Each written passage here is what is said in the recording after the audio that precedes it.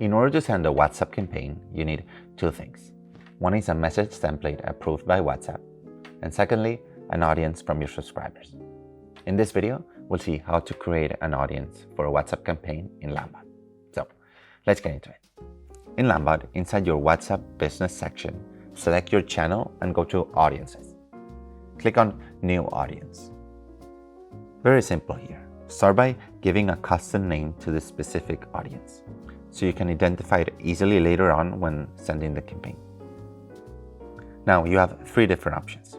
First, you're able to add a CSV file with the user's phone numbers.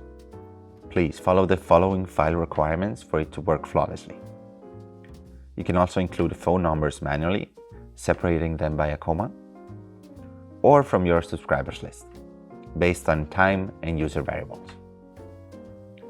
Once you're ready, it's important to check this box stating that all the contacts you added opted in previously and gave consent to receive WhatsApp messages from your business.